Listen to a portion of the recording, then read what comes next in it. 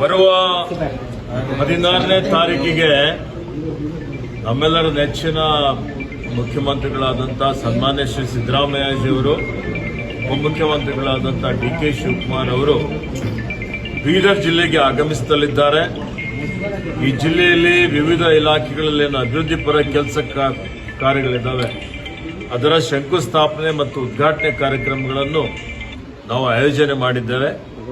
ಈ ಒಂದು ಕಾರ್ಯಕ್ರಮದಲ್ಲಿ ಸುಮಾರು 25,000ಗಿಂತಲೂ ಜಾಸ್ತಿ ಜನ, ಸುಮಾರು 50,000 ಜನ ಸೇರುವ ನಿರೀಕ್ಷೆ ಇದೆ.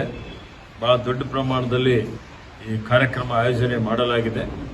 ಮತ್ತೆ ಇದರಲ್ಲಿ 1,000 ಕೋಟಿಗಿಂತಲೂ ಜಾಸ್ತಿ ಅನುದಾನದ ಮೊತ್ತದ ಕಾರ್ಯಕ್ರಮಗಳನ್ನು, ಯೋಜನೆಗಳನ್ನು, ಉದ್ಘಾಟನೆ ಮತ್ತು ಶಂಕುಸ್ಥಾಪನೆ ಕಾರ್ಯಕ್ರಮಗಳು ನಡೀತವೆ. ಅದರಲ್ಲಿ ನೀರಾವರಿ ಯೋಜನೆ ಇದೆ, ಅದರಲ್ಲಿ ಜಿಲ್ಲಾಡಳಿತ, ಜಿಲ್ಲಾ ಸಂಕೀರ್ಣ ಇದೆ, ಕುಡಿಯ ನೀರಿನ ಯೋಜನೆಗಳಿದ್ದಾವೆ, ರಸ್ತೆ, ಚರಂಡಿ, ಶಾಲೆ ಕೋಣೆಗಳು, ವಸತಿ ಶಾಲೆಗಳು. ಇವತ್ತು ನಮ್ಮ ಅರಣ್ಯ ಇಲಾಖೆ ವತಿಯಿಂದ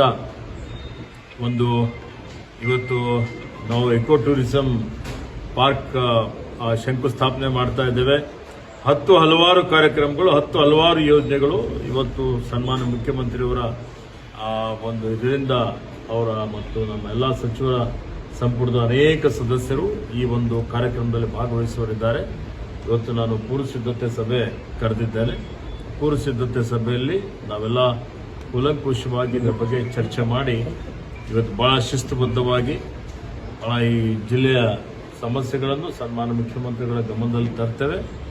ಜಿಲ್ಲೆಯ ಅಭಿವೃದ್ಧಿ ಪಥ ತೆಗೆದುಕೊಂಡು ಹೋಗುವಂತಹ ಕೆಲಸ ಎಲ್ಲರೂ ಒಗ್ಗಟ್ಟಾಗಿ ಸೇರಿ ಮಾಡ್ತೇವೆ.